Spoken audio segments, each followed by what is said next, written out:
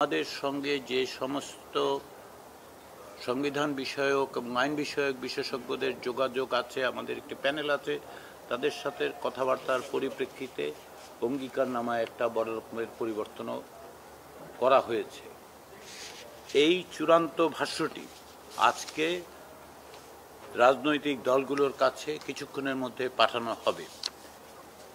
যেটা আমরা রাজনৈতিক দলগুলোকে বলেছি, বিশেষ করে 31শে জুলাইয়ের পর অনানুষ্ঠানিক যোগাযোগের সময় আমরা রাজনৈতিক দলগুলোকে অনুরোধ করেছিলাম, তাদের মন্তব্য দিয়েছেন। যেহেতু সেগুলো সন্নিবেশিত করা হয়েছে, আমরা যেটা রাজনৈতিক দলগুলোকে বলেছি সেটা হচ্ছে সকলের মতের প্রতিফলন ঘটানোর চেষ্টা হয়েছে, কিন্তু সকলের সকল বক্তব্য একটি সনদে ধারণ করা যাবে না, কারণ ক্ষেত্র বিশেষে সেগুলো পরস্পরের সাথে বিরোধীও বটে।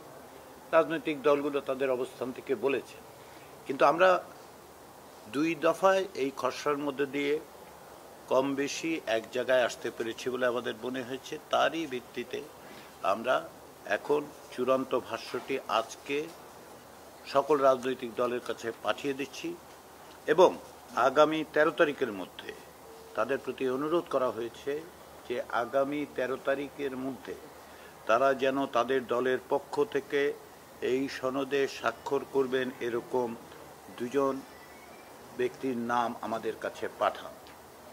আমরা আশা করছি রাজনৈতিক দলগুলোর পক্ষ থেকে তারা আমাদের সাথে অব্যাহত সহযোগিতা রেখে এই নামগুলো পাঠাবে। আজকের যে বৈঠক, সেই বৈঠকটি এক অর্থে অনানুষ্ঠানিক প্রক্রিয়া 31শে জুলাইয়ের পর থেকে যেখানে ছিল তাকে আনুষ্ঠানিক রূপ দেয়া।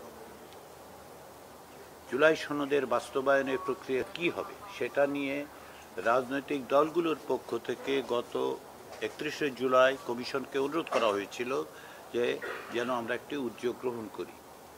তারই ধারাবাহিকতায় আমরা রাজনৈতিক দলগুলোর সাথে কথাবার্তা বলেছি। আমরা 6 সদস্যের একটি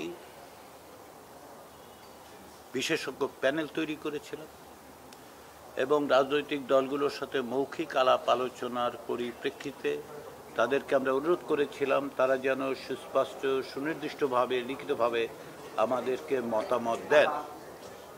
তারা সেটা করেছেন। সবগুলো রাজনৈতিক দলের পক্ষ থেকে মতামত পাওয়া গেছে এবং এই দল এবং জোটগুলোর পক্ষ থেকে সনদ বাস্তবায়নের ক্ষেত্রে 6 ধরনের প্রস্তাব এসছে। একটি হচ্ছে পূর্ণাঙ্গ সনদ বা তার কিছু অংশ নিয়ে গণভোট অনুষ্ঠান। দ্বিতীয় হচ্ছে রাষ্ট্রপতির নির্বাহী ক্ষমতার বলে বিশেষ সাংবিধানিক আদেশে সনদ বাস্তবায়ন করা।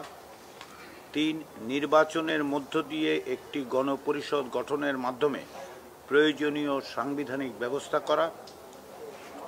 চতুর্থত, ত্রয়োদশ সংসদে নির্বাচিত জনপ্রতিনিধিরা এই সনদ বাস্তবায়ন করবেন। পঞ্চম হচ্ছে সংসদকে সংবিধান সংস্কার সভারূপে প্রতিষ্ঠিত করে সনদের বিষয়গুলো সংবিধানে অন্তর্ভুক্ত করা। এবং ষষ্ঠ যেটা, সেটা হচ্ছে সংবিধানের 106 অনুচ্ছেদ অনুযায়ী রাষ্ট্রপতির মাধ্যমে সুপ্রিম কোর্টের আপিল বিভাগের কাছে এই মর্মে মতামত চাওয়া যে অন্তর্বর্তী সরকার এই সনদ বাস্তবায়ন করতে পারবে কিনা।